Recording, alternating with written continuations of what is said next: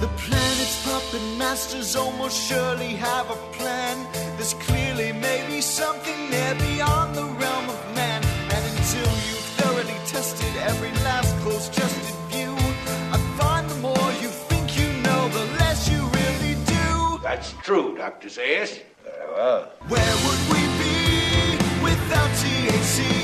'Cause we know they're lying to us, just don't know to what degree. Yeah, where would we be without THC? The Higherside Chat Show, Greg Carlwood and Company. All right, people, 11/22/63, a day that will forever be remembered as the day one of the most appreciated presidents was killed in broad daylight in full public view. Yes, the JFK assassination has dominated no small part of conspiratorial attention over the years, and the saga contains so many twists and turns that you can spend days digging through it and you'll still be left with a lot of confusion.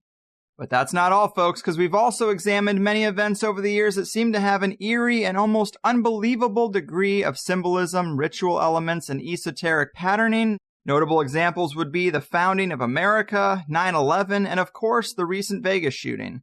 Well, surprise, surprise, this assassination event is no exception.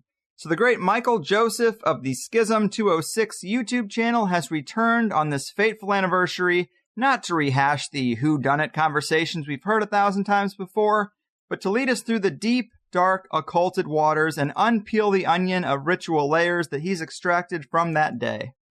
If you don't remember Michael's previous appearances on THC, we started with a show about his occult science series of YouTube videos and a dissection of the elite's secret religion. And in his second appearance, we took what he knows about this secret religion, the esoteric and exoteric expressions of it, and the words of Blavatsky, Crowley, and Pike, and we pulled it all together to see how it matched up with that bit of conspiracy lore known as the Hidden Hand Saga. And I really enjoyed both previous shows, and I'm sure today will be no different. Here he is, the professor of patterns, a scholar of symbolism, the autodidact of occult everything, Michael Joseph, my man. Welcome back to the Higher Side. Well, thanks, Greg, for the intro that I appreciate, but I'll take a little bit more humble approach with that. You got to get him hooked. But man, I think this is going to be great. I've heard bits and pieces of the occult aspects of the assassination and terms like the killing of the king ritual. But what you sent me on this is really just mind-blowing. I don't know if I've seen this many layers applied to really anything before. So I think it's going to be a fun one. But because it is going to be so dense, is there anything to say at the onset in terms of the overview or approach that you're taking? What should people know to kind of get us off the ground here? Yeah, I guess the basic point that I'd like to outline is I'm not offering any sort of theory as to what happened, who did it. You know, that's been covered to death over the years. And I don't even know what I actually think about it.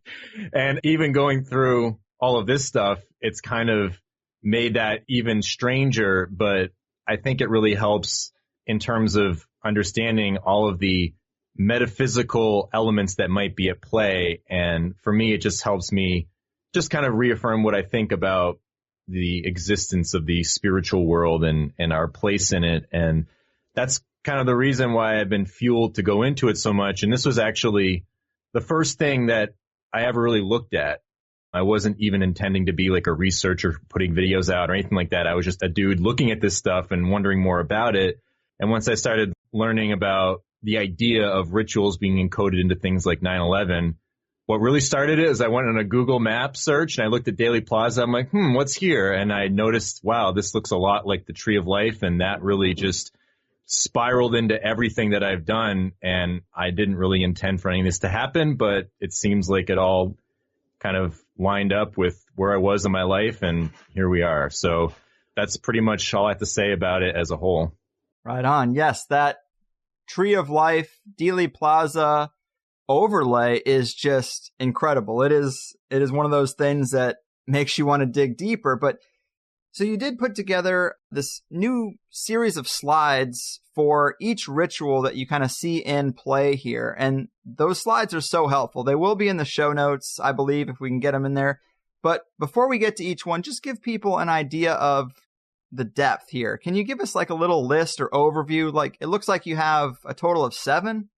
Well, basically, I have a whole series on YouTube going through a lot of this stuff, but admittedly, it's not my best work. This was when I was kind of learning a lot of these things. So there's a lot of stuff I was a little off on or didn't really understand very well. So if people do want to go through it, I'll give you the series link to that. And then I have a video that summarizes all of the esoteric components called 33 Occult Aspects of the JFK Assassination. And that one, I still kind of feel the same about that, where there's a lot of things I feel good about, but some things I was off on. So the slides that I'll give a link and you can just put it in the notes and people can go there and go through all of the source reading and everything. That is more in line with where I'm at with it now. And this was all based off of me getting this book by Carl Jung called Mysterium Conjunctionis, which is the mysterious conjunction. It's a book on alchemy, and it's part of his collective works. It's volume 14. And if anybody is really interested in this, I highly recommend you get that. It's not super expensive, but that is what's missing from my older work on this. And that is what will be in all of the slides that I'll give you the link for. So with that being said, all of the ritual elements that I found have a lot of parallels to everything that we've seen in the JFK presidency up through the Apollo 11 moon launch and landing, whatever people think about that. I guess I'll also preface that I'm looking at what we've seen to the public from this. So I'm going to follow the official story to parallel all this stuff, but I'm not saying I'm promoting it. I'm just saying that it parallels all this occult stuff. Right, and it actually gives a meaning to why they would put out such a story, because that's kind of where the layering happens. Exactly. So if we go through the rituals, really the fundamental thing is a death and resurrection ritual of the king.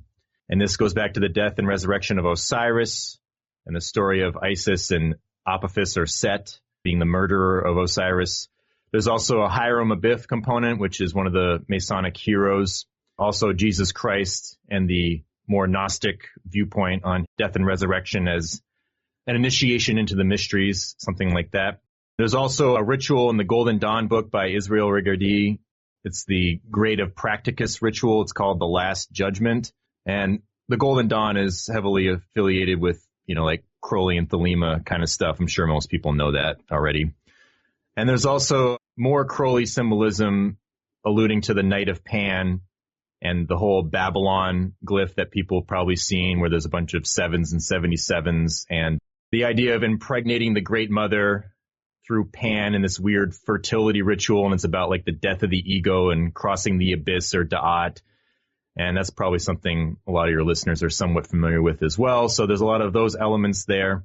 And this has a lot of parallels to the Azazel scapegoat ritual in Leviticus, and this is in Orthodox Jewish religion, but also Kabbalistic Jewish religion. And as everyone probably knows by now, there's an esoteric component to a lot of this stuff. And we're basically focusing on Christianity because that's what a lot of this is revolving around. So that gets into the idea of like the Rosicrucians, the Rosy Cross, and Christ, and what that means to all of those sort of secret society folk. And then the Carl Jung alchemy parallels. And what Carl Jung really did was he took all these old alchemical writings and he just wrote books and books on them. What's so great about that is you have a world-renowned scholar, like who's, a mainstream person. He might be a little controversial, but, he's respected. And he has everything sourced, everything's there. And so if you have somebody who's out in the mainstream and you can look at their work and see this paralleled in all these events, I think that's a great resource, because you're not like going from some conspiracy site that says everyone and their grandmother's a Freemason. You know what I mean? Like, it's more credible to parallel these things to, and that's what I think is so interesting about it. And so that really sums up all of this, but it all revolves around what Crowley calls Io. I don't know if I pronounced that right. It's just the letters I-A-O, which stands for Isis Apophis, which is Typhon or Set, and Osiris. That is like the trinity of understanding all the secrets in nature, and I'll read a little quote from him a little bit later. But those are all the rituals that are sort of at play here, and there are a lot of ties to the Knights Templar with this through Albert Pike. If you read Chapter 30 in Morals and Dogma, I think we talked about this on previous discussions, but he says that the death and resurrection of the Knights Templar is reenacted through the ritual of Osiris and Hiram Abiff being, killed and resurrected in Freemasonry. And there's a lot of Templar stuff that is encoded into this. And it traces back to the Knights of Malta, the Vatican, and also royal bloodlines like the Plantagenets. And we'll talk about that in relationship to John F. Kennedy and the presidents. So that's all the ritual components. And then the magic behind it, I guess, if you look to Aleister Crowley philosophy. Actually, I'm just going to read this quote now. I think it will be really helpful to kind of set the tone for all of this. Okay, so this is from Magic in Theory and Practice. I'm not going to read all the page numbers whenever I quote anything, just to keep it simple. It's all in the slides if people want to go to it. But he says that there is a single main definition of the object of all magical ritual. It is the uniting of the microcosm with the macrocosm. The supreme and complete ritual is therefore the invocation of the holy guardian angel, and that's his number 93 or whatever, or Io, or in the language of mysticism, union with God. So there you go, above, below, and this is why astrology is so important with all of this. If you can harness that astrological influence and manifest it in below to whatever your idea of this will is, then that would be an act of magic, right? Just by his definition right there. And so he has outlined in this book 3 main methods of invoking a deity. I'm not going to go through the first 2 because he says the third method is the most important. He says it's the most attractive of all. And it's the method of the drama, right? The stage, the play. I think this is why they love figures like Shakespeare so much and all of these mythologies, because if you incorporate this into magic, he says, essentially it's most useful for the foundation of a religion. I think he's being a little facetious there, but you can create a whole new religion if you utilize this dramatic method of magic. And he says that it is certainly so to the artist's temperament, for it appeals to his imagination through his aesthetic sense. So basically, you can be very liberal with this dramatic method. You can play upon mythologies and, interweave things here and there. And that is a point I really want to highlight, because there's so many different rituals that are encoded into this, and a lot of themes overlap, but sometimes certain things do or don't fit. But there's enough there that has really profound connections, and that's what I'm going to try to highlight the best I can in this. Right on, man. Yeah, it kind of gets into the principles and mechanisms behind setting up such a ritual, like as we were kind of talking about before. And you sent me something that says, just to condense what you said, is that any physical or literal component to the ritual is secondary to the primary idea of a spiritual teaching. Like the dramatic acting of it is more important than what actually happened. And that kind of gets into the official story versus what actually happened. There might be something behind the scenes, a shooter on the grassy knoll, but we don't worry about that because it doesn't come into play with the ritual we're trying to put out there. That's kind of the message.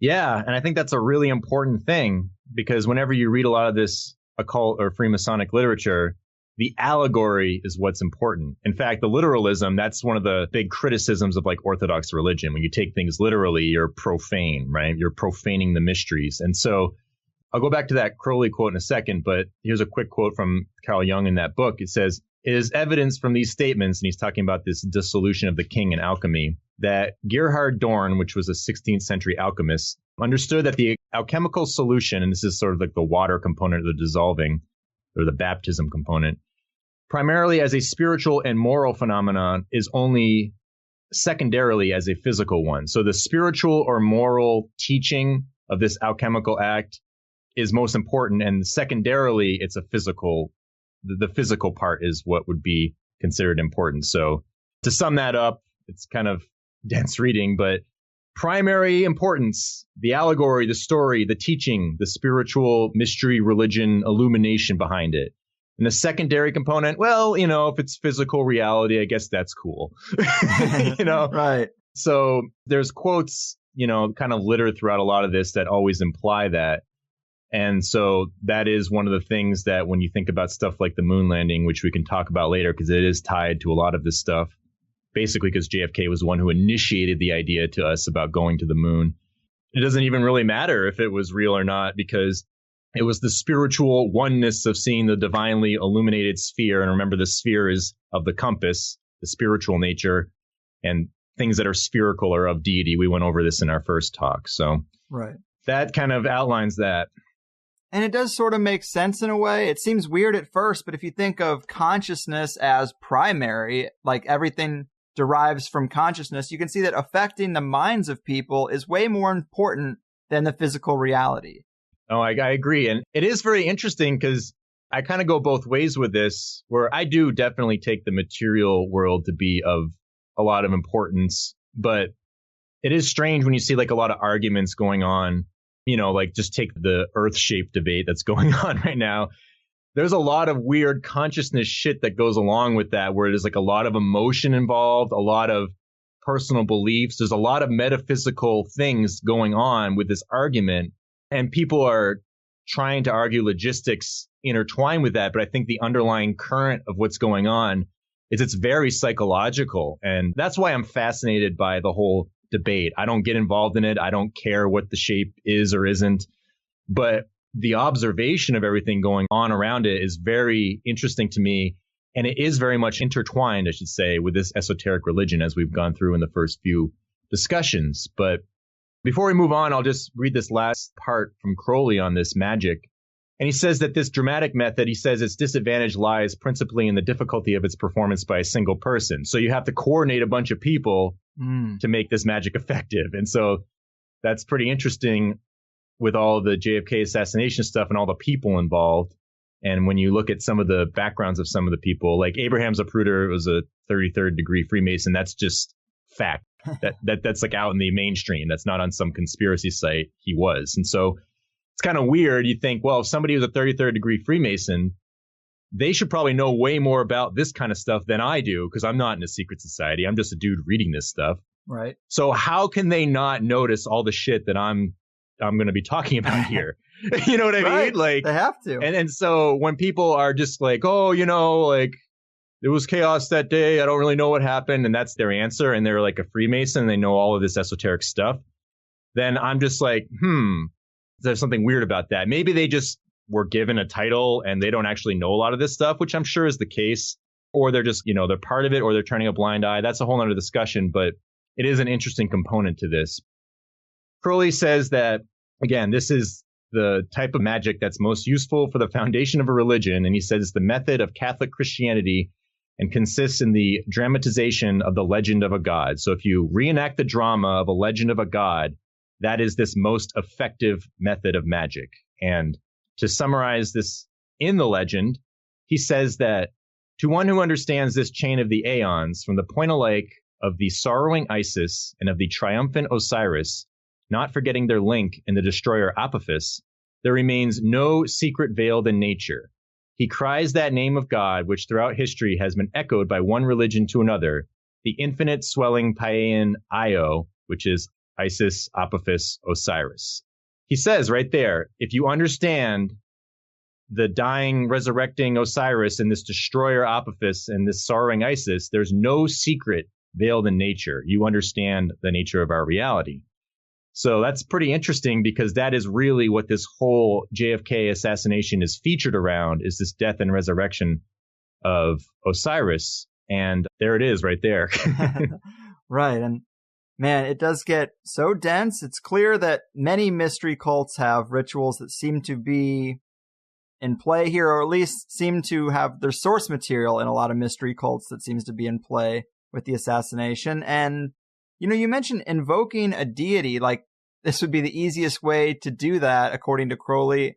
Is that what we think the goal is here? Like, did they invoke some deity? I think the way that, at least I understand it, is the idea of deity, again, to the occultists, is this wholeness or oneness. So it's almost like we're in the fallen world where things are split into duality, right? So Osiris is the good and Set or Apophis or Typhon is the bad. Now, the occultist views them as one and the same. That's just been split, right? Mm-hmm. And so I think that's the secret, where the profane see things as good and evil, black and white, whatever, the Masonic checkerboard. That's what represents Earth. And we talked about this, I think, in the last time, where Earth is unequilibrated. And that's the goal of the adepts, is to equilibrate it to this wholeness of God. And so that unites the entire tree of life, at the top sphere, the first sphere, the one, which contains everything within it. And this gets into the ideas about why the sphere is so important. It's because the center point of the sphere, that's like the beginning, or like the dot in the middle of the circle, the sun glyph, And then even I think Kepler talked about this in Copernicus. It's like that shape is the most reflective of their understanding of God or deity, because it creates an infinite amount of points on a surface from the center point. And so that's why this oneness or this wholeness is so important. So Isis Apophis Osiris all together encapsulates everything in existence. I think that's what it is. But the story and the duality is sort of like for the profane, but the esoteric initiates know it's all comes from this one. And that's part of this illumination of it. And I know it sounds really abstract, but this is the viewpoint. And that's kind of the reason, I guess, it's abstract, is so like, I guess, quote unquote, the idiots don't understand it. But you could always say that, well, maybe this abstractness is just a guise to manipulate people, and it actually isn't a real reflection of the nature of God. I don't know. There's a lot of different arguments, but I guess the point being is that there's some supreme secrets in nature that are being revealed through this JFK assassination, whether we know it or not. And I think that how it gets absorbed in our subconscious, that is really important to them. And this will get into the ideas of the world soul and the chariot, which we'll talk about in a bit. Right on, man. That's a lot of context, and it's important. It's important to get that context. But to get into the main topic here, we're also going to up front talk about the archetypal roles that are in play with the characters in the JFK assassination. Do we want to list those? Yeah, definitely. So again, there's a lot of overlap between different names of deities and whatever, but they'll all sort of represent a similar thing. So JFK plays the role of the king, right? The king of Camelot. This would be like Osiris, the Hiram figure, the Christ figure, Christ the king. Definitely Apollo, because of all the connections with the Apollo 11 rocket obelisk that got shot out into space. And Jupiter. And in the Golden Dawn ritual, he's Axieros, which is the male deity in like the Greek Trinity or something like that. And then there's Jackie Kennedy, who plays the Isis Mary figure, the Virgin Moon Goddess. And this is Axiokersa in the Greek Trinity in that Golden Dawn ritual.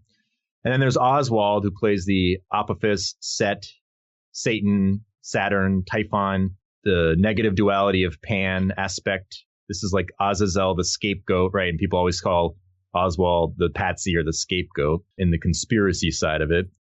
And Samael, that's another name. These are all kind of synonymous with each other. And in the Greek pantheon, in that Golden Dawn ritual, he's Axiokersos. So those are the three main figures, but there's also another figure of the duality of the Virgin Mary. And this is the Marilyn Monroe archetype, which we'll bring into it later. And she's like the Lilith or the Black Madonna, the whore of Babylon, Ishtar, the night demon kind of thing. And this has interesting parallels to the Dealey Plaza event, where she has connotations to the ladies in red and black before the kill shot. It's Mary Mormon and Norma Jean Hill. And then Jackie Kennedy has this Rosemary quality, and there's a girl named Rosemary Willis at the beginning. And there's interesting color motifs that go with this. And I'm not going to get into it now, but we'll discuss it a little bit later. But those are the four main figures where it's like you have a duality of the male, JFK and Oswald, and you have a duality of the female, Jackie and Marilyn. And then there's also this interesting concept of Apollo and Diana being twins and having something to do with the sun and the moon. And Princess Diana had a lot of strange parallels to JFK's death, which we can get into a little bit later. And if she's the twin of Apollo and JFK is considered this Apollo sun figure, then that's pretty profound right there. And so this idea of this Diana or this virgin moon goddess, you have to play with the archetype where Jackie Kennedy can represent it, or the moon luminary itself, right? The idea of going to the moon. Man has never been to the moon. The moon is untouched. It is virgin, that sort of thing. So this virgin birth and this impregnation of this rocket that looks like an obelisk, you know, there's this weird fertility thing that always goes on with this impregnation and birthing anew. And through this alchemy, you're trying to purge this lower nature, or this dead weight, or the prima materia that is the lead of Saturn. And lastly, they're not people, but they're just figures, is the chariot. That's the vessel. So we have a JFK limousine chariot, which we'll talk about later. And Diana, obviously, she had a car crash in a modern day chariot. And then the Apollo 11 rocket itself, that's like Apollo's chariot going into the sky, right? In the mythology, Apollo in the chariot is important, and that's what the chariot tarot card is about. And then lastly, we have Dealey Plaza, which is just essentially the Freemasonic temple, the Tree of Life. That is the temple where a lot of this ritual basically started and created like this first incarnation of all of this stuff. And so those are all the key figures that we'll kind of play upon and manifest the details from them as we go through. Right on. And so something else I wanted to throw out there about Pan and Oswald, just from your slides that I thought was really interesting. Oswald means divinely powerful god of the forest in English, which is like exactly Pan. And then he is a scapegoat. And I guess in the motif, the scapegoat usually kind of goes away in a way that's very familiar to the way Oswald kind of just went away as he was shot on TV out of nowhere. And also, I guess in the classic motif, the scapegoat is usually thrown off a cliff, according to the slide, which Oswald lived in Oak Cliff, which Oak, again, harkens back to the forest, and Cliff is right there. So I guess if that throwing off the cliff and going away in a sudden fashion are in that original archetypal motif, they definitely are in play with Oswald. Yeah, when you look at the etymology and just the words themselves, we know that they love using the gematria of words and things like that. I mean, that's just esoteric 101 with a lot of this stuff. But a word invokes things, right? If you think like oak or forest, that paints a whole picture in your mind, right? It's like what a tarot card is. A tarot card encodes thousands of words into an image, right? And that is one of the reasons why they use the archetypal world, because in the highest sphere of Kabbalah, this is like the highest level of consciousness in our, visible universe. That is the archetypal world, the world of absolute. And so if you're going to try to impact consciousness in the most profound way, you'd use the highest sphere, right? So the archetypal world. And that's why the zodiac and all of these archetypes of all of these myths and gods and goddesses are extremely important to the psyche. And so if you use certain words and you know what they kind of allude to, then you can see what sort of archetype they might be invoking here. And since you mentioned Pan and Oswald, I'll get into a couple of things on it. If you read The Death of Daphnis, I think that's how you pronounce it, that's a poem about Pan. And that is where there's a certain book, I think the author's name is Calatrobe. She's sort of an occultist. She writes about invoking different archetypes, and invoking the Pan archetype. This is taken from the poem. You would invoke him through sloping hillocks, as she puts it, or sloping hills, like a grassy knoll, right? And oak trees. And there were oaks in Dealey Plaza, and then obviously Oak Cliff, right? So you're combining the scapegoat of the cliff with the oak of Pan. Also, there's other interesting allusions to elm trees. So Elm Street, and I think there were oak elms in the plaza. Again, it's hard to go back and find what the actual trees were, because that was, 50 something years ago. But I found some resources that will tell you certain vegetation and trees in there even give a lot of meaning to this ritual. There are pyracantha bushes, and pyracantha is firethorn, and that indicates judgment in the Old Testament. So there's a lot of weird stuff just by the trees they fucking planted, and it's so coordinated and strange. And so this idea of Pan, and if I think the resource I used was just like one of those baby naming sites, and it says right on there, Oswald means it's like the power of God, divinely powerful God of the forest, or I don't know, something to do with the divine power.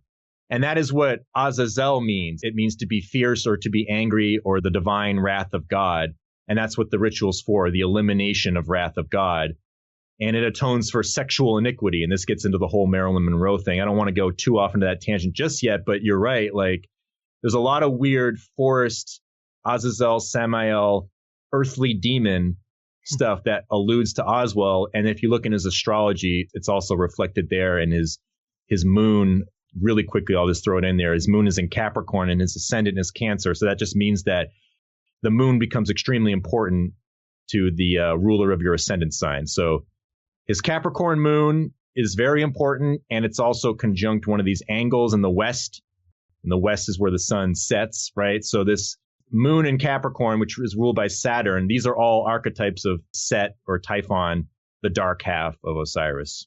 And you mentioned kind of the death and resurrection ritual. Of course, JFK wasn't resurrected. So I guess for people who might be confused where resurrection is embodied in this assassination event, is that where it gets into the moon landings?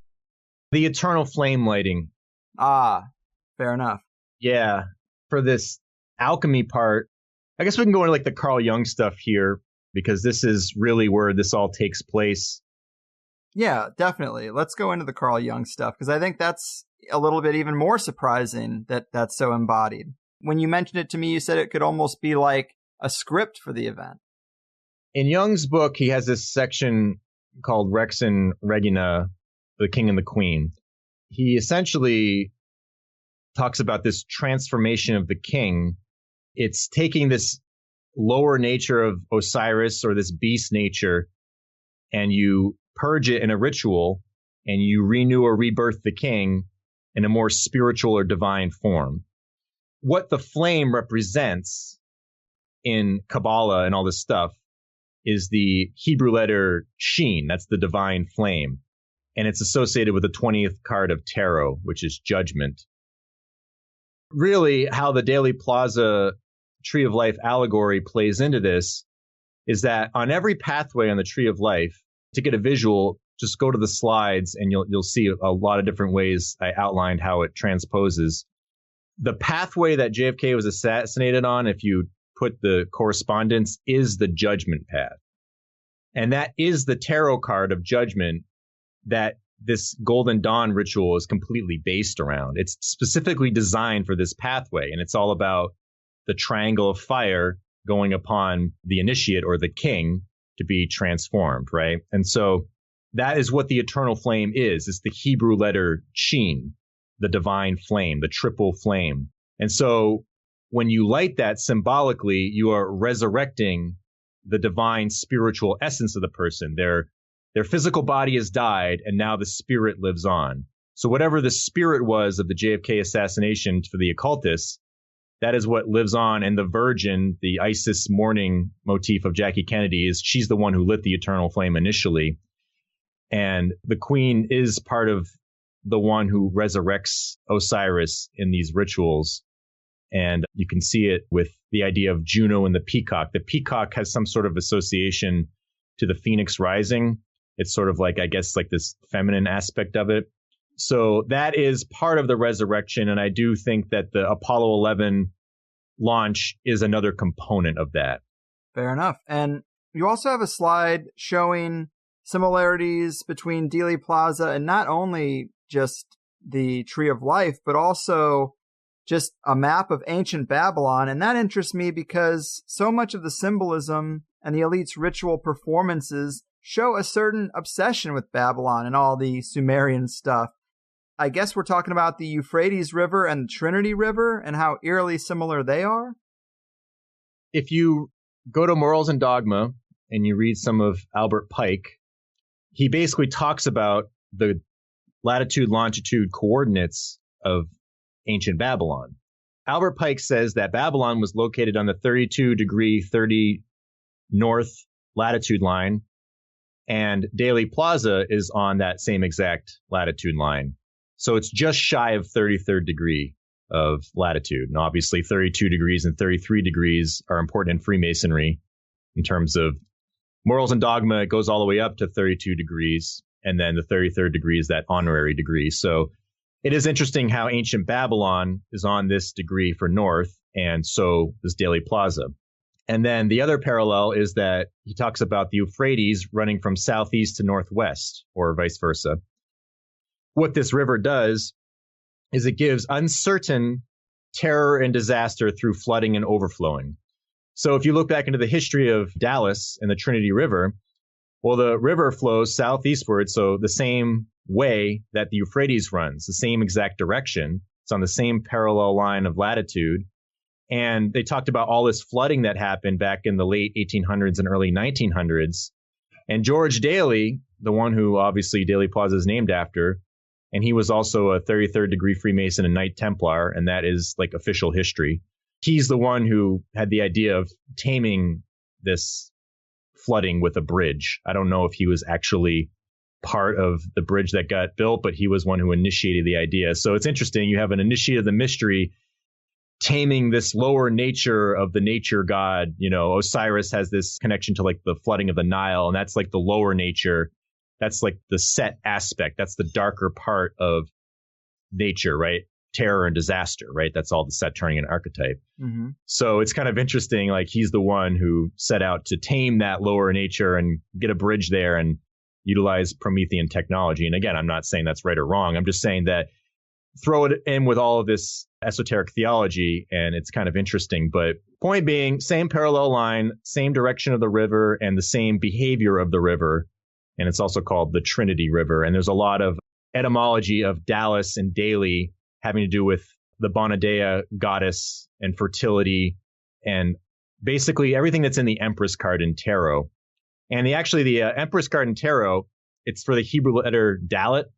So think about like Dalet, Dallas. It's very similar. It's kind of interesting. Yeah. And if you break down Dea, right, goddess, and then Li or Lay, if you look up etymology for that, it's all having to do with livestock, pastures, grazing, grassland. Also, there's a Spanish component where it's the law. And if you look at some of the goddess figures in tarot, you have the justice goddess of the law, and you have the Empress goddess with all of the grassland surrounding her. And the Justice card is for Libra, which is ruled by Venus, and the Empress card is for the planet Venus. So there's this Venusian fertility aspect to a lot of this. And Dallas comes from Scottish etymology, meaning meadow dwelling. So you have all of this weird meadow goddess symbolism encoded just into these names. And then you throw in the Babylon parallels, and you had the idea of the Bonadea and Faunus or Pan fertility rituals in ancient Rome, and you have all this Pan stuff with Oswald. You're just completing this circle of fertility rituals and Pan and nature. So it's very strange. Yeah, it is strange. And, you know, you mentioned that Kennedy was the king, you know, or the king of Camelot. Is there anything more we should say about making that connection symbolically? Because then it gets into, you know, the chariot and the Tower of Destruction and the king being, quote unquote, decrowned. This is really foundational to this, actually. If you think about what happened after the assassination, he was called the King of Camelot, and Jackie Kennedy is the one who basically coined that term. And so this epithet is like famous, and I have a slide where it just shows all of the tabloids talking about life in Camelot, JFK's Camelot, remembering Camelot, Camelot lives. It's just like all over. And just think about how much all of these tabloid magazines flood the consciousness of the people at large. And there's even a magazine that says America's royal family is the Kennedys. And that's kind of one of these names that people will give them. If you take the whole study of the idea of that little girl who did the genealogy of all the presidents, going back to the Plantagenets, it's basically saying that all of the presidents are related to, I think it's King John of England. So they're of the Plantagenet line. Now, whether or not that's true, I don't know. There's a lot of people that debate it. But it was in a mainstream news article. So again, you put it out to the mass consciousness and they will absorb that. And so everyone's thinking, oh, all these presidents are actually royalty. What a interesting thing. And so if you look into Camelot in esoteric theology, Manly Palmer Hall talks about it, but he sources back to this guy named Hargrave Jennings, who is a occultist who wrote a book about the Rosicrucians. And he basically sources from him, and Blavatsky sources from him too. He's got some interesting stuff in his book about the round table of King Arthur and how it connects to King Henry VIII. And he was like a union of the bloodlines of, it was the Lancaster and the House of Lancaster and House of York. This is the Tudor rose, where the white rose is the House of York and the red rose is the House of Lancaster. And it's all embodied in this unity of bloodlines in Henry VIII. And Henry VIII is depicted on this round table in the Winchester Castle in Britain. So this Camelot theme of the round table, right, King Arthur and the round table, esoterically sources back to the Plantagenet line. That is the House of Plantagenet that these lines are from. And I'm not an expert on bloodlines. I just did some basic research to just figure out where it all lines up with. And so this goes all the way up through to the current royal family. If he's the king of Camelot and there's all this esoteric stuff that traces back to the Rosicrucians, Knights of Malta, and the Templars, which apparently have some sort of vested interest in these bloodlines, I guess. That's really strange considering there's all this weird Rosicrucian symbolism throughout this event and Templar symbolism. I mean, just think about the Rosy Cross. That's from the cross, the barren cross, the flower comes. So that's like the resurrection, right? And, Christ on the cross. It's all about the Gnostic understanding of Jesus Christ and unlocking the kingdom of God and whatever. So there's some very weird esoteric stuff that flows through all of this. And to summarize it, basically Camelot and esoteric teachings just sums back to the Gnostics, the Nazarenes, the Essenes, the Johannite Gnostics. And those are the ones that Albert Pike talks about as being the good guys of the Knights Templar in Chapter 30 of Morals and Dogma that try to overthrow the Orthodox Catholic Church and secretly infiltrate. And all the Templar and Rosicrucian stuff coincides with this. And like I said, George Dealey was a Knight Templar. Now, Knight Templar, there's a lot of esoteric people that kind of bitch about how people who say they're Templars don't really understand the mysteries. But that's the same thing with Freemasonry. All of the Blue Lodge, Albert Pike says they only get the exoteric Freemasonry, where the super secret adepts, they have the true history of all that. And so this all sources back to that through this Camelot mythology. And it's very strange how they're throwing down the mainstream that Kennedy's tied to the Plantagenets. So I just think that's really weird. So he's definitely a king in the eyes of the people through archetype. Yeah, I think that's fascinating. I'm glad we added that little bit of context. And another interesting thing from your slides is the idea of a person's life path number and how to find meaning from that in tarot cards. And the number is derived from your birthday or the day of an event. And when you do the numerology of JFK's birthday and the day of the assassination, they both break down to the same number and corresponding tarot cards, which is pretty significant, isn't it? Yeah, this thing is like, now you can take the cards at face value here. It's very interesting, where I'll just explain the esoteric understanding of this. Your life path is broken down through your birthday. So my life path, if you add up all the numbers of my birthday, sums to 26. And so what you do is you reduce that. 2 plus 6 equals 8. So my life path is 8. But with tarot cards, the Trump tarot cards, they go up to 21. There's 22 cards, but 0 is the Fool. So if you have a number that breaks down to 21 or less, then you can incorporate tarot cards with this. So how you would do that is, if I break down to an 8, the counterpart to 8 is 17, because 17, 1 plus 7 equals 8. So there's like a duality here, or a polarity in a way. And so what it is card 8 in esoteric tarot. And the cards I use, just a quick thing, I use the BOTA deck, which is Paul Foster Case's deck. I just happen to like that deck, and he's got a great book on it. So if anybody looks at the slides, that's the one I'm using. But either way, 8 is the card for strength, which is for the zodiac sign of Leo. Now the counterpart card 17, is the star, and that's the card for Aquarius. Now on the zodiac, Leo and Aquarius are opposite. So you can see this through the card, and the tarot cards are just a cycle through the zodiac. When you get to the first card that is a zodiac sign, it's the Emperor, Aries. And then the last one is the Moon, which is for Pisces, card 18. And then the other cards represent planets or elements. So that is what the tarot trumps are. It's a cycle through a solar year and through the 12 signs of the zodiac. So to bring it back to JFK, what happens is this life path is supposed to be karmic or fated or have a sense of destiny. So you might break down to a life path card. You might look at your birth chart and see where the card represents something in your chart. So you could say that, well, if my life path breaks down to 8, that's the card for Leo. So the sun rules Leo. So look at the sun in my chart. And it's interesting. My sun's on my ascendant, and it makes it very important. So a lot of interesting stuff can happen from that. But with JFK, his life path cards break down to the Chariot and the Tower. And his life path adds up to 34. 3 plus 4 is 7. The counterpart of 7 is 16, because 1 plus 6 equals 7. So those are his life path cards. This indicates a sense of destiny or purpose or something that you would fulfill. Now, if you look at the cards, it's the king and his chariot, and then the Tower card is having the crown or head shot off, and the king and queen are falling. And what really happened at Dealey Plaza, JFK is in a modern day chariot in a limousine, and he had his crown shot off, and the king and queen were in it. So if you just take it at face value, it's very strange how those are his life path cards. Now the 1122 event adds up to the same exact cards. That's pretty interesting. And Blavatsky also says the number of Apollo is 7. I cover this in my occult science series. And so the chariot is card 7. That's Apollo in his chariot, or Osiris, the sun god, right?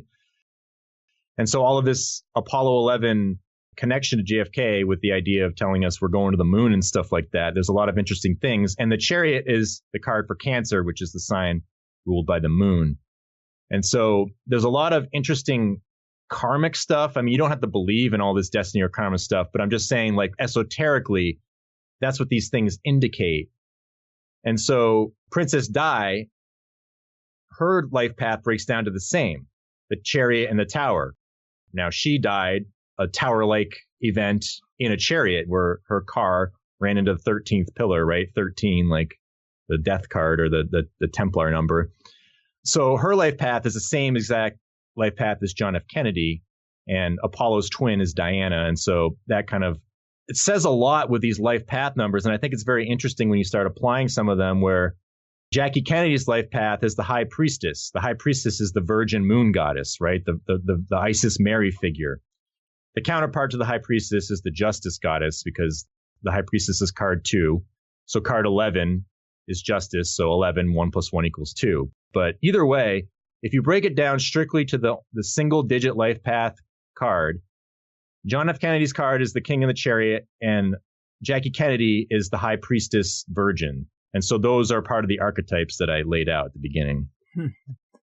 Man, I just think it's amazing how these different systems all sort of apply. Like, I guess tarot, astrology, the tree of life, these are all like blueprints for reality or the simulation we're in to some degree. I know there's just a ton of astrological significance, and I think sometimes that can be the hardest to conceptualize for people, but you gave me a really good baseball analogy. Would you mind breaking that down? Because I think the point you make about the bases could be a real aha moment for people who struggle with figuring that stuff out. Yeah, well, it's not a perfect analogy, but it sort of outlines the understanding of the chart angles. And people probably heard like the 4 angels representing the cardinal directions. Well, this is what a birth chart is. And a birth chart or an astrology chart is essentially a Masonic temple, because there's all directions that correspond to important things that correspond to the tree of life.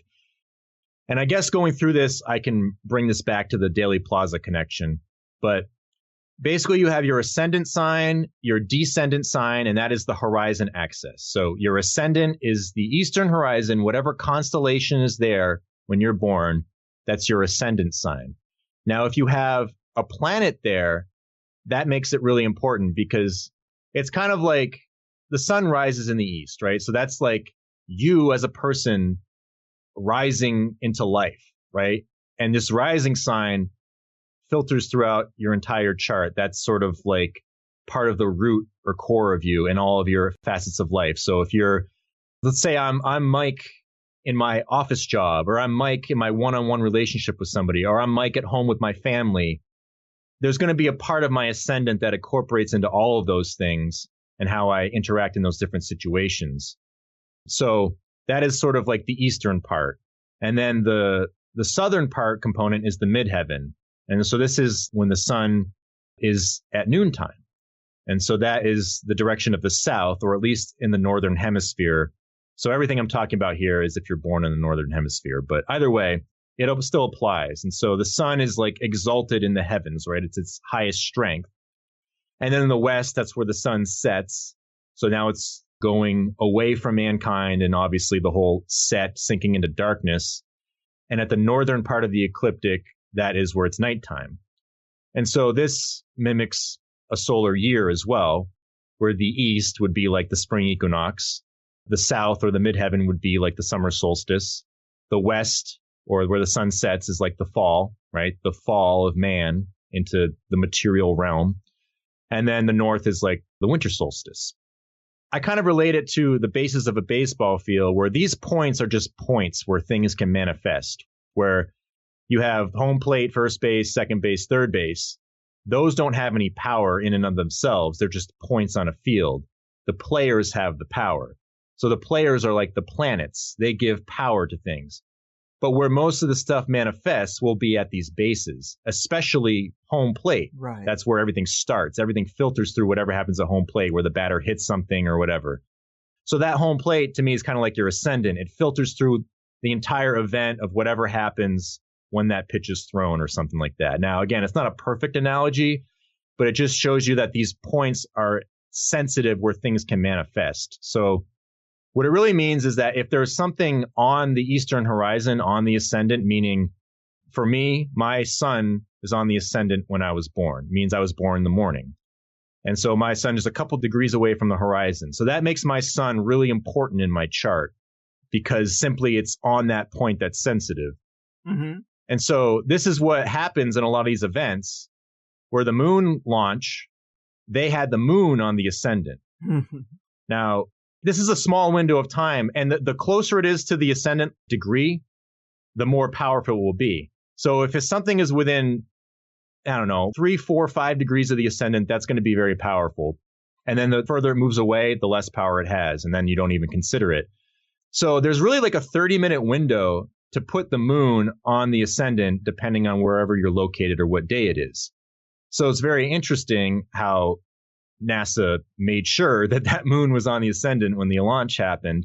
And you have to get the correct time to get the chart right. But very interesting. Now, Saturn was on the ascendant when JFK was assassinated. And what's Saturn? Death, fear, anxiety, chaos, all those sorts of things in its negative sense. So they definitely put it a specific place there, or whatever put it there. I don't know. Same thing with 9/11. Mercury was on the ascendant, and Mercury is the sign that rules the twins, Gemini. And Saturn was in Gemini, and there was a Saturn return. And if people want to get more into the 9/11 part of that, I did a talk with Sage Aquay recently. You can just go to his channel. And a lot of the same concepts I'm talking about here in this talk apply to that one as well. Again, you have to plan something pretty well to put something on one of these points. Now, the other sensitive point is the midheaven. That's like the highest heavens. And that has some sort of idea of fate or destiny too. It's what you strive to achieve to get closer to your divine potential. And I don't want to get too much into astrology because I could just talk all day on it, but that's like the basic understanding of it. So some of these people and these figures have very interesting correlations to these angles and what planets are placed on them based on their archetype. I'll give 2 more quick examples. Marilyn Monroe has Lilith on her ascendant, and it's right smack dab there. And there's actually 3 different Lilith components to a chart. There's a mean Lilith and there's a true Lilith. I don't exactly know how those work. Those are actually just points too. But then there's an asteroid Lilith, and all of her Liliths, there's 3 different things, all correspond in a very strange way. And you'd have to go through the slides to see it. But basically that just makes her the temptress, the sexual seductress. And that filters through her entire psyche or life because Lilith is on the ascendant. How weird is that, you know? And then Jackie Kennedy has Juno on the ascendant, and there's a lot of stuff in Carl Jung talking about the queen, right? She's the queen, having to do with Juno and the peacock, and that's part of what resurrects Osiris and this like feminine component to it. So she has Juno right on the ascendant. Once you look at some of these lesser known things in astrology and you look at the archetypes of all this stuff, it's what Crowley said, as above, so below, macrocosm with microcosm. It seems like these things are obviously being utilized when you look at the symbology. Yeah, I think it's fascinating. It's like the ones and zeros of reality. It's like analyzing the deep code. And I just think the baseball analogy is pretty good because there's an infinite number of places these things can be, and a chart can be overwhelming. And you're like, well, how can one place be more important than another? But if you look at the game of baseball, it's pretty perfect. I mean, there can be events in a game that happen anywhere around that diamond, but those bases are obviously the most important points. When something happens near a base, it's of heightened importance to the overall game. So I don't know. I just thought that was really good. And another thing I wanted to ask you about was the Vatican and the Templars and this possible connection, because I have heard a lot of people recently talking about how they feel the Jesuits were responsible at the heart of the JFK assassination. I think it's a huge Pandora's box of covert operations and groups and probably aligned interests, but it's an interesting chapter in that story. I mean, what can you say about that? What's the deal here with the Vatican and any possible Templar connections?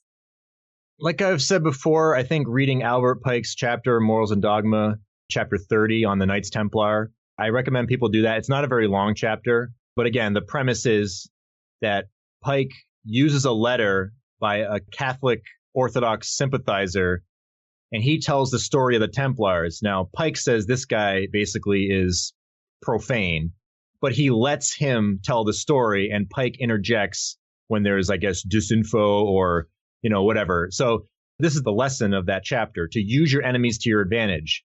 I'm going to let this Catholic priest, who I think is profane, tell the story, because I don't want to do all that work telling the story, but I'll just interject where he's got it wrong and the mystery tradition has it right.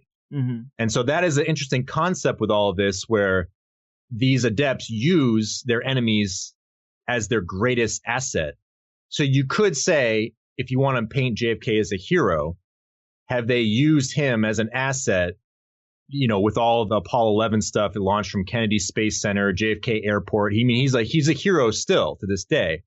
That's something you have to reconcile with when you look at all this. Like, well, why is he so cool and the quote unquote Illuminati run everything? Is it because he was just a part of it and played a role and this was all fake? Or was he an enemy and they're using him? So this kind of ties into with this mythology. I don't know what to think about it. You can think whatever you'd like about it. But one thing that's very strange is people talk about the Jesuits a lot. And I don't know how to reconcile this. I'm just throwing it out there. Blavatsky and Pike and all these esoteric people, they don't like the Jesuits. They think the Jesuits suck. But Blavatsky kind of puts them in the category of sort of the Orthodox. So that's something that I'm just very confused upon. But again, it's sort of like, well, when you're in an esoteric society, you can pretend to be Orthodox, but you're really sneaking in the mystery religion. And that's the whole point of that chapter in Morals and Dogma. So I don't really want to get into a labeling thing here with that. But as far as Albert Pike talks about, the Templars have the true secret of Jesus Christ, which is the Gnostic Johannine allegory. And that is the truth about spirituality or the mystery religion. And so that was the point of that story, where they tried to infiltrate the Catholic Church in its Orthodox sense, figured it out, and then they persecuted all the Templars, rounded them up, and all this stuff. So how this relates to the Vatican in its current form, there's a lot of number stuff, but it's pretty interesting. Albert Pike says that the death and resurrection of Osiris is the death and resurrection of the Knights Templar, the true Templars, right? And so John F. Kennedy is part of this death and resurrection of Osiris. And the Templars' goal was to infiltrate Orthodox or demiurge, quote unquote, institutions like government or monarchy or the papal authority.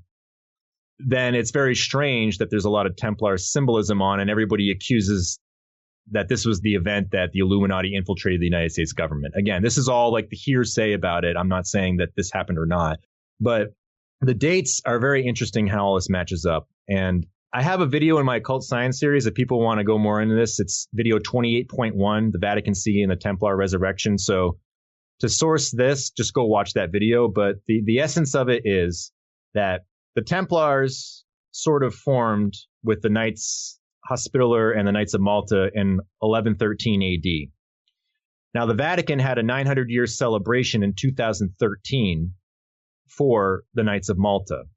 And so that corresponds with that year that they were formed. Now, the Templar persecution happened in the 1300s, if you believe the official chronology.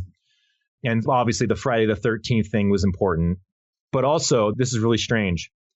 On 1122, the date of the assassination, in 1307, all the Christian monarchs ordered to arrest the Templars and confiscate their lands in the name of Pope Clement. And that same day, Jacques de Molay retracted his confession before the Pope. So on the same day JFK was assassinated, an important thing happened in the history of the Templars. Two important things. And the same day. Yeah. And add 1122 together, it's 33, right? The parallel on which the assassination took place and hits Babylon. Yeah, and then the 22 represents the 22 cards of tarot, the 22 pathways in the Tree of Life. and 11 is the two pillars, right? So just encoded to that date is reflected in Dealey Plaza.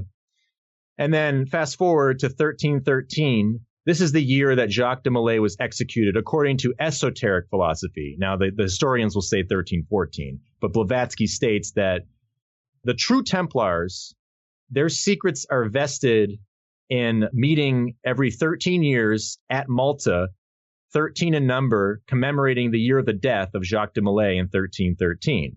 And she says what they do is they plan the future religious and political fates of nations at these meetings, right?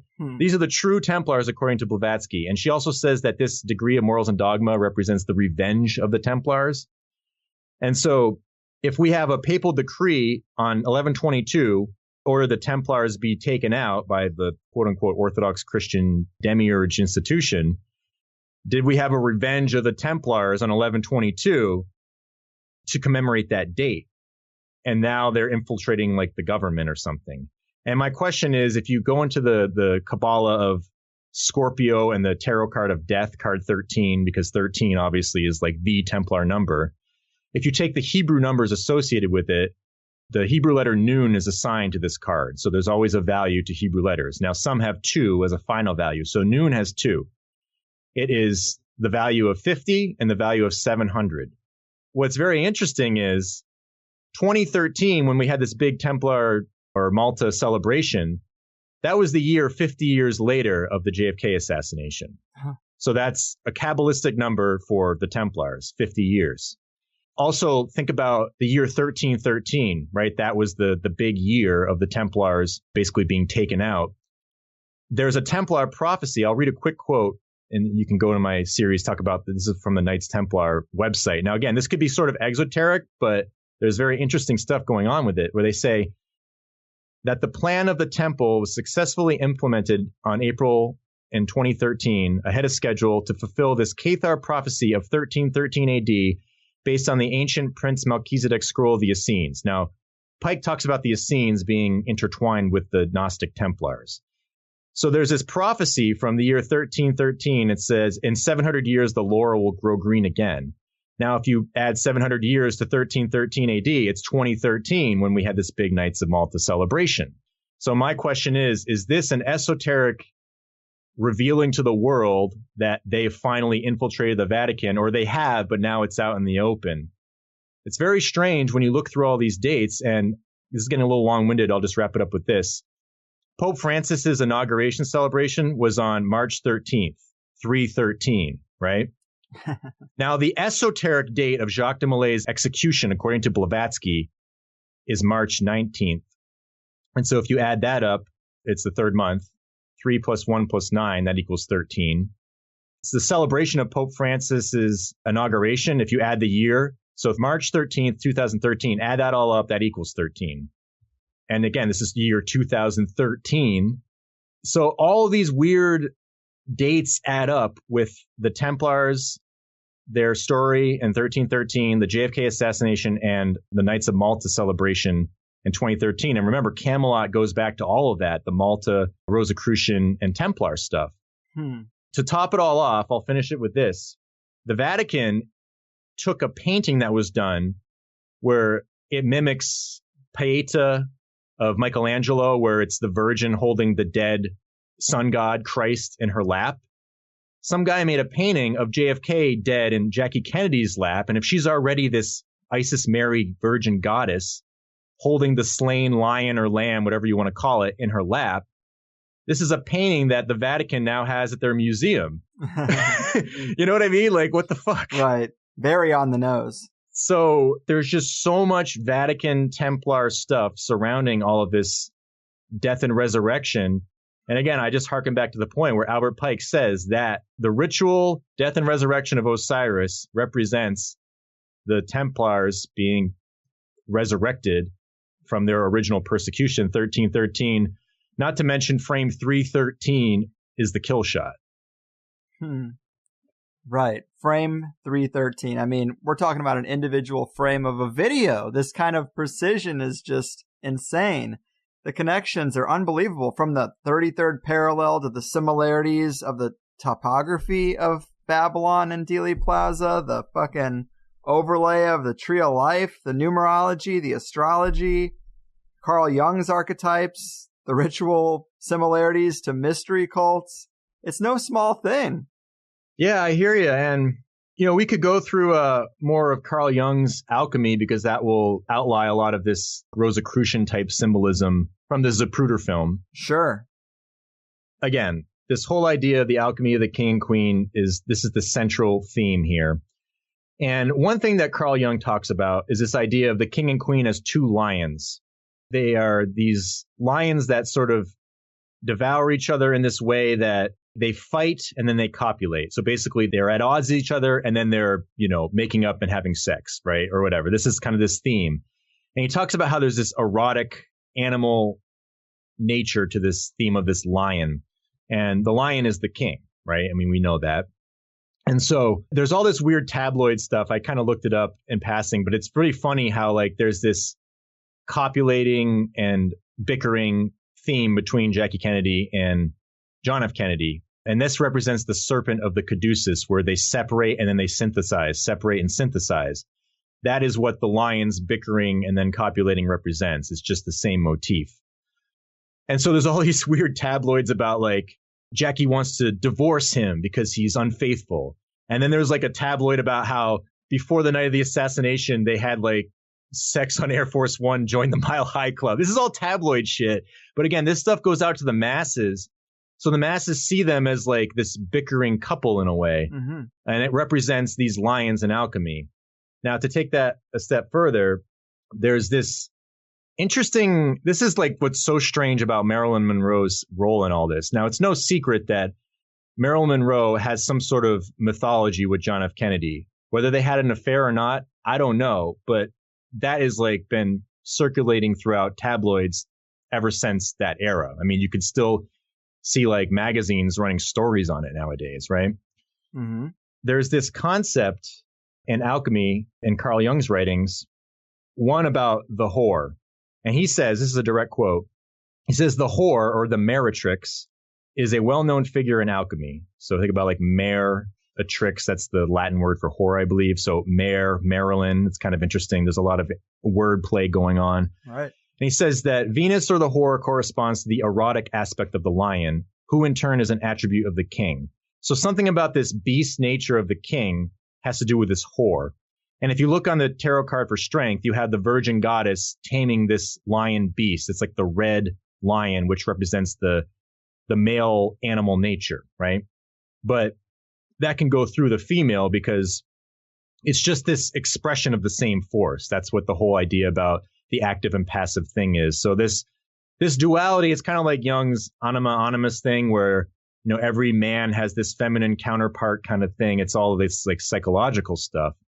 And that is really what is fundamental to all of this alchemical stuff. It's very psychological. It's about consciousness and the nature of awareness. That's what all of this stuff sort of represents. So when you're messing with that stuff, that's what is sort of incorporated into all this magic and the idea of manipulating consciousness. So we have this whore of Babylon kind of motif with Marilyn Monroe. And again, she had Lilith on the ascendant, which basically throws the Lilith archetype of the sexual temptress demon in Judaism into all of this. And some people will probably be familiar with the pentagrams in some ritual magic. There's one pointed up, which is Adam and Eve unifying. And that would be Osiris and Isis, right? Jackie and John. And then there's the pentagram down, which is Lilith and Samael. Now, Samael is one of the epithets for Set or Typhon or Lee Harvey Oswald. So that's the dark half. So there's the Oswald and Monroe component in that downward pointed pentagram. And then there's the Jackie and John and the upward pointed, right? And so you kind of unite the two in this weird alchemical way. And so he says that the lion has an unmistakable erotic aspect to it. And so that essentially is the Marilyn Monroe archetype. Now, this is where I think it gets even more interesting. There's a part in this alchemy of the king, which he calls the lion hunt. And this lion hunt, he says, is the love affair, which is projected onto the lion. So this animal nature or arrescent soul, which is expanding soul, and that's an attribute of Jupiter, the king, expansion. In other words, it is enacted in his unconscious or in a dream. Because of its ambiguous character, the lion is well suited to take over the role of this indecorous lover. So this lion, which is very interesting, Marilyn Monroe's ascendant is in Leo. So you're mixing the lion with this Lilith whore on her chart. So she's got a lion component to her. And then Jackie Kennedy has a lot of Leo stuff going on. So there's this weird lion thing going on with Jackie and Marilyn in astrology. And so if this love affair is projected onto this lion and it's unified with the king, you can see how all of these themes are going on astrologically and through this sort of mythology. Now, I think what's most important here is he says this love affair is enacted in the unconscious or a dream. Again, my question is that just something that can be an alternate fantasy? And so this is the idea of him having an affair with Marilyn Monroe. It doesn't matter if it happened or not. This idea of this dream of this affair is part of this alchemy. Mm-hmm. And so that harkens back to, does it really matter if it happened or not, if it floods the mass consciousness that it probably did? And the last point I'll make with this, I'll read another quote. There's a trap that's set for the king. And he says, in the lion hunt, the lion, as we've seen, takes the place of the king. Marcos, which I think is just a character in this alchemical text, prepares a trap, and the lion, attracted by the sweet smell of a stone that is obviously an eye charm, falls into it and is swallowed by the magic stone. And this stone, which the lion loves, is a woman. The lion, therefore, falls like a bridegroom into the bridal chamber, where the magic stone that is, quote, good for the eyes and is a woman, lies on a bed of coals.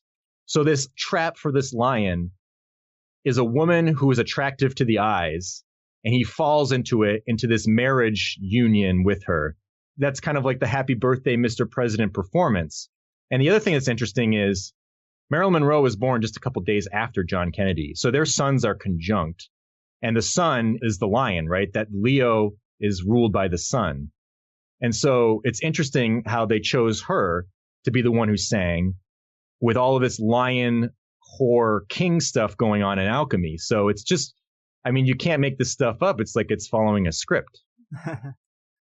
Yeah, it's so deep. And another thing I wanted to point out that's a complete tangent, I should have mentioned it earlier when we were talking about Crowley and his Kabbalistic numbers of significance, but you mentioned that in one of the slides, the biggest numbers of significance to him were 11, 77, 93, of course, and 175. And those all just happen to be the flight numbers involved on 9/11. Yeah. I mean, 175 is just one of the books. So it's part of I think one of the invocations of a deity, the other methods. But if you look at his Babylon glyph, which is the star pointed down right into the material, this is part of the idea of alchemy where you're poisoning the material. You're intentionally making it dark, or you're intentionally going to this animal nature as part of this death and rebirth. And this is all part of the night of Pan and stuff. And Pan, again, it's like a lusty, sexual, phallic god. And so we have these numbers of 77 on either side. Now, this Babylon glyph corresponds to the tree of life where it's pointing down towards the earth, right? Malkut. And Dealey Plaza had roots north and south 77 flowing through it.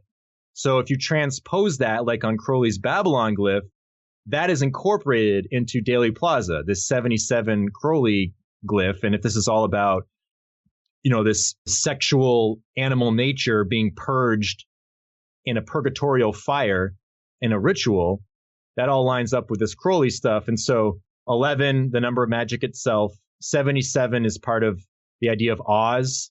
Now I think about Oswald. Oz is basically the Hebrew letters Ein and Zayin, and these are the tarot cards of the devil and the lovers. They're the polar opposites. The devil is the darkest point of materialism or your sin nature, and the lovers is like this motif of illumination, looking up to the heavens. So this is kind of what I think Baphomet is sort of built upon, where you're unifying those two cards in some weird way. And so 77 to me is kind of like this alchemical number. And 93, obviously, there's much ado about that. So yeah, again, those are all the flight numbers. And if you add up those flight numbers, it equals the gematria of the Hebrew word Boaz, which is the word for the dark pillar. Jeez. The pillar of darkness, the pillar of judgment or severity. It's part of one of the gematrias of it. The other number that goes, there's two different spellings of Boaz or Boaz. I don't know how people pronounce it. One enumerates to 356. That's all of the flight numbers in 9/11. The other enumerates to 377. And if you took out the license plate on JFK's limousine when he was shot, it's GG300. Now, G, seventh letter of the alphabet, you just throw in a 7 there, GG equals 77. So it's like 77, 300 on the license plate. Add those together, it's 377. That's the other part of a gematria for the dark pillar of Boaz. And I have this all laid out on a slide. People are probably kind of confused by it. And then the last point I'll make about that is that GG, if you take the Hebrew letter for G, which is Gimel, that has a value of 3. So GG could be seen as 33 as well. So his license plate basically says 33, 300. Add that together, it's 333. And that's a number of this Choronzon demiurge figure and Crowley's passing through the abyss. And some people say it's associated with chaos magic. I don't really know much about that, but you have this encoding on the license plate of this Kabbalistic chariot of 333, a Crowley number, also 377, this judgment number, not to mention just 33 and 77 separated. And then 300, as I mentioned, is the number for the tarot card of judgment, the Hebrew divine flame, the eternal flame, the sheen flame. That is so. Every single aspect of that license plate has all of these Kabbalistic numbers that are very much in line with this idea of death and resurrection, going down into the darkness of materialism and this Saturnian lead and being purged by this fire. I mean, it's all in these numbers and it's crazy. And I try not to get too much in the numbers because that's going to confuse a lot of people, but I can't help myself, you know? Right. I mean, it is crazy. We mentioned the 313 in the frame of the Zapruder film, and then you got this in the license plate. It is just crazy to have this kind of synchronicity detail. And if I've learned anything about magic, it's that your magic is going to be more potent the more things you can stack on top of it. You know, Gordon White, who's taught me a lot about magic, kind of talks about when you're doing your personal practice, he equates it to a slot machine, kind of like, you know, you want to line up the right planetary hour with the right planetary day, with the right planetary, you know, with the right time of month, with the right day of the week, with your own birth chart. The more you can stack up, the more potent it's going to be. And that seems to be in play here with things as simple as a license plate. It's all coded. Yeah, I mean, that is a point that I'm glad you said it because I can't stress that enough. The more esoteric shit you throw into a ritual, the more powerful it'll be. That's just like a practical theory of it. So if they're throwing in like every ritual in the book, it's crazy. And think about the effectiveness of it. This happened over 50 years ago, and it's still like one of the most hotly popularized topic in like, I guess, the conspiracy world or the truther world, if you want to call it that. But even in the public. And I mean, think about like the movie JFK. Like this is something that has been going on. Like I said, there's all these articles or newspaper magazine covers that come out still on the Kennedys and the mythology around it. The more they flood us with it, the more it just keeps going. It's really strange. Right. And I mean, in American history, it's probably the JFK assassination, the moon landing, and 9/11 would be the 3 of the biggest things that are in American history. And all of them are just drenched in this shit. Fascinating stuff overall, man. And huge thanks for the amount of preparation you put into doing this show. Clearly, formatting slides and all that stuff. You put several hours into it, and people should know that and appreciate it. Is there anything else to drop on them before we go? Of course, you still have your YouTube channel. Like you said, you're kind of trying to get away from this stuff in some regard. I keep sucking you back in. But, you know, you also talked about maybe making astrology your life's work or something. Where are you with that stuff? Yeah, I think what my plan is, I'm going to keep the YouTube going, but I need to take a break and kind of assimilate what I think about all this stuff. I have learned a lot more about astrology, so I'm feeling much more confident with that. And that was part of the reason why I don't like promoting my old JFK series, because I wasn't as informed about some of those things. So I'm kind of, when I go through the astrology sections, I'm not really giving the greatest information on it. But I'm working with that. I'm going to try to make a website, launch it, and I want to try to make it affordable. I see a lot of astrology out there. And again, I don't care what people charge. I'm not here to like call people out on outrageous prices to me. But that's something that's important to me. I want to try to perhaps go that route, but try to make it in a way that if people want to go through it, because you can talk about it forever, man. And especially when you're talking about yourself and the nature of your life, you're going to go on and on and on about it. And that can rack up if somebody's charging $300 an hour for a video. Right. And I just, that's just, you know, I can't even justify that for me personally. So I want to try to figure out a system that works, that I feel comfortable with. And then I also kind of am thinking about doing some other series on YouTube. One that might be like more like advice for truthers, and not in a way that like, I know everything about, looking at conspiracy, but more like, these are the things that have been helpful for me. Looking at this information, looking at that information, not giving opinions about it, but saying, hey, man, these are things that I think are really important to look at if you're just coming across all this stuff, different perspectives, and help dealing with it, not being so bummed out by it, not being so, because when you first come into this, usually you're hit with the fear porn first. The economy is going to crash, the Alex Jones stuff. You got to buy gold, all that stuff. Mm-hmm. And I've gone through that, and you just realize like there's a lot of different traps that cloud your emotional mind versus your logical mind. And I don't even think that people are necessarily conscious of it who are promoting fear porn. I don't get angry at people anymore about that as much, because usually when you're duped into something, the first thing you do when you admit it is you project all your anger on the thing that duped you. So this is why when people come out of like Orthodox Christianity, they have a huge bone to pick with it because they feel like they've been brainwashed, or vice versa. Somebody comes out of guilty. Somebody comes out of New Age and then they become a Christian. They have a bone to pick with New Agers being all satanic. It's like this polarity that you got to be careful about, because that is, I think, how deception works. They play off your emotional baggage with these things. It's just how any fucking cult works. You know what I mean? And so I kind of want to just put some information out to people that help me deal with those things and step back when I felt like I was falling into those patterns. And so just create a little series where like 5-10 minute videos of me just kind of talking about those sorts of things. And maybe it'll be helpful for people, because again, I'm on the part of it where I want to start bringing a bit more positive aspects to all this stuff. And that's kind of a reflection of my state of all this. Like, I'm interacting more with my immediate community, people who don't know about any of this stuff, people who are still in the matrix. I still find a lot of value in that and getting away from this. And, I've been doing different things, getting more active in sports again, stuff like things I think are really healthy. And I'm able to interact with that world and not be bogged down by like when something happens like Las Vegas and everyone's talking about it. I'm just chill about it. You know what I mean? And yeah. I think that that's ultimately a place where people want to be, where you've recognized all this darkness and you're not ignoring it, but you're able to deal with it in a constructive way and still be a decent human being, at least more often than not. So that's kind of where I'm going with all of this. And I guess once I get the astrology officially launched, maybe we can get in touch and do a little show that talks about stuff that has to do with that and ways you can utilize it in a positive way without any real like overly religious component to it, just an aspect of psychology, I guess. For sure, man. Yeah, I think that'd be great. And I think you should pursue that track. You got a real knack for it.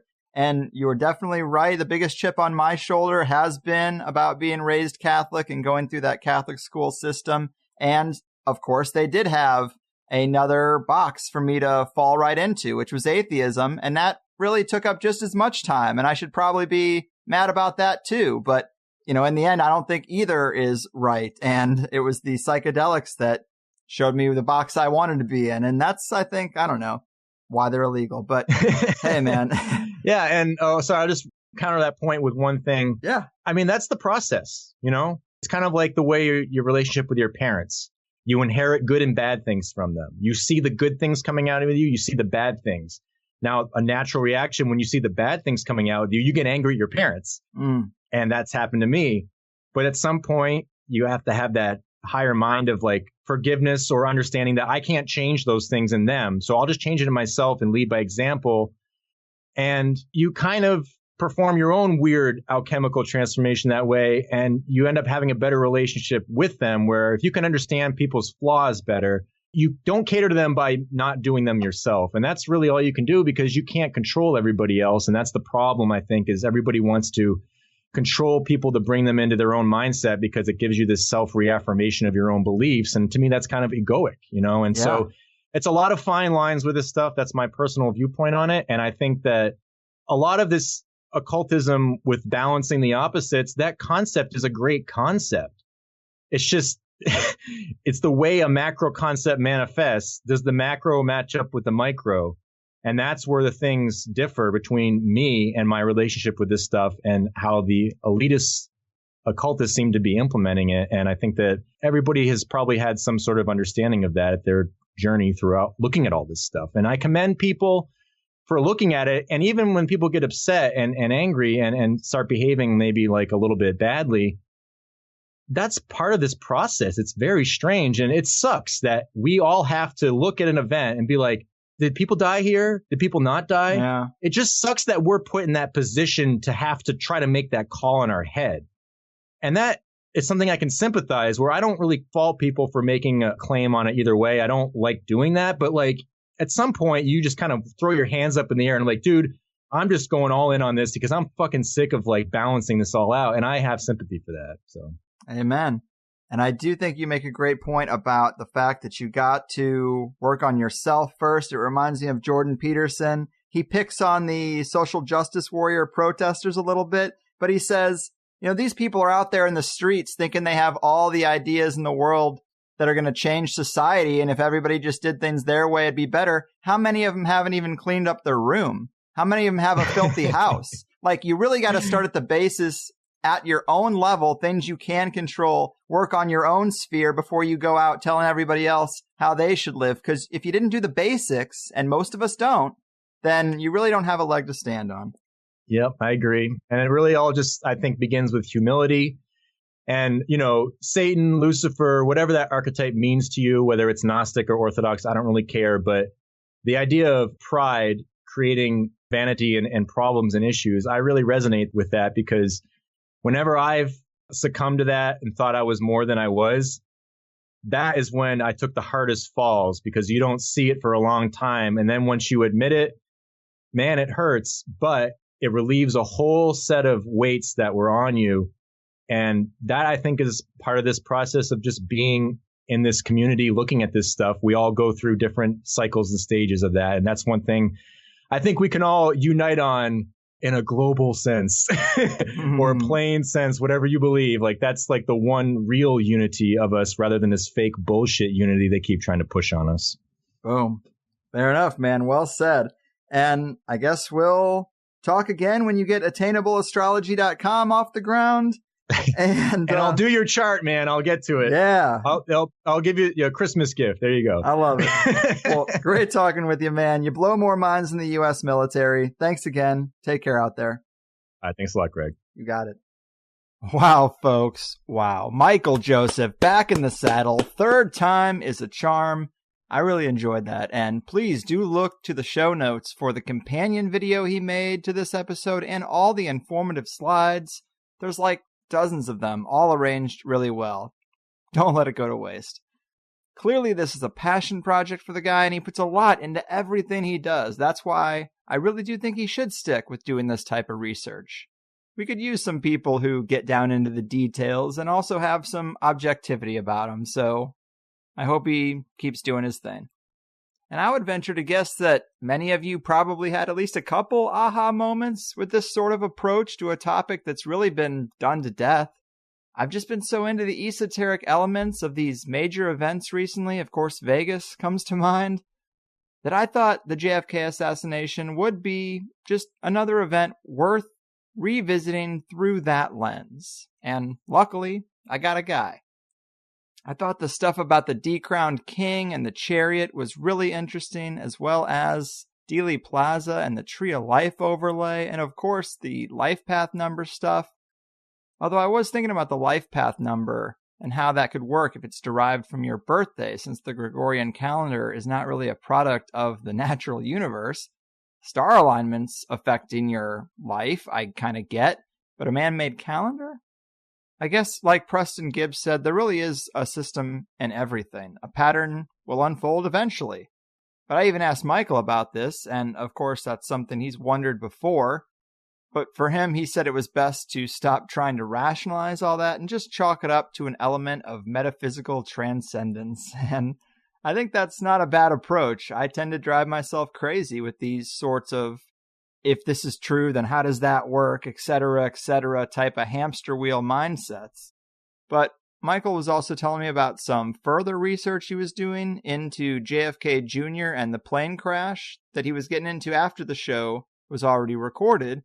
And he was saying how JFK Jr.'s plane could also be considered a chariot, and it crashed on the same day as the Apollo 11 moon launch and the Trinity test. His birth path tarot number was also 7 and 16, which 7 is the chariot and 16, which is the tower. It just always keeps spiraling out. I think he's adding a slide about this, but it just keeps going. Like Chris Knowles in the Siren Saga. I'm still talking to him about that. In fact, there's a few elements, if you're following the Secret Sun blog, that you might have noticed my name popped up. But it always tends to go deeper when you're talking about these esoteric elements. There's just such a strong undercurrent of connectedness to me recently. And not like in the I just did LSD for the first time sense, but almost like the universe is fucking with me. I'm finding myself involved in certain stories that I'm looking into, kind of in the way that a lot of authors we've talked to have said about their own research journeys, that they get a bit personal. Strange stuff. But the other thing I wanted to drop on you before I let you go, I did another live show with the guys from Tinfoil Hat. I really enjoyed it. It did get a bit chaotic right off the bat as Eddie Bravo went to war with some earth scientists in the crowd about the flat earth. But that kind of stuff does crack me up, and being a part of it is just on another level for me. We actually put the long clip of Eddie versus the earth scientists up on both of our YouTube channels, and then we kept the whole video for the whole show as a bonus for Plus members / Patreon subscribers of either podcast. So we are going to keep doing these live shows from time to time, and I think that's how we're going to use them. A live show really is just a live show for the people who attend, but we're also going to try to put videos up as bonus content. And I actually had a few listeners write me saying that they don't like the new comedy direction THC is going in, and they were a little concerned. And to that I say, look, I'm going to do other things in my life. I'm going to try other formats. I'm going to try other media. I'm going to do a lot of things just for the life experience. And I might put out some stuff that you don't like at all. And that's fine. But the Higherside Chats is not changing. I'm always going to do the 5 shows a month with 5 researchers I find interesting. So if you want to enjoy that and ignore everything else, by all means, that doesn't bother me.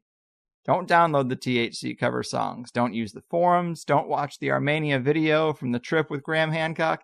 I just try to add cool stuff in there. But none of it takes away from what is always my priority, 5 good interviews a month.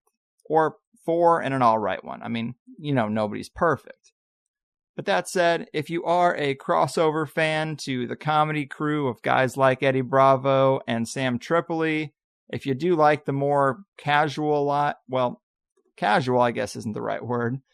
Nothing with this amount of shouting and yelling could really be considered casual, but less rehearsed, I should say. If you're a fan of the less rehearsed live show and the comics involved, it's up on the Plus site, as is the second half of this podcast. And in it, as always, there's a lot of good stuff.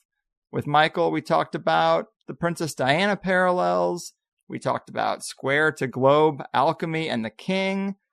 We got into which conclusion Michael is brought to by analyzing the esoteric elements in relation to who the guilty parties might be and where the truth behind the conspiracy might lie. We talked about the thought that some high-level players in the simulation of life could be NPCs, to use a video game analogy. The chariot as a symbol for the world's soul, reflection between the king and the kingdom, a wider conversation about who's at the top of the pyramid and how it's structured, esoteric symbolism and technology and what that indicates about some of man's crowning achievements, symbolic and numerological connections between the Trinity test and the Apollo missions, and a lot of other good stuff. Remember, $5 a month for 5 2-hour-long shows, sometimes longer. I think this one is an extra half hour. Big thanks again to Michael Joseph for all the work he did and for that extra time and the supplemental material he gave us. And I'll see ya. I've done my part. Your move, ritual organizers, occult overlords, and metaphysical masters of our domain. You're fucking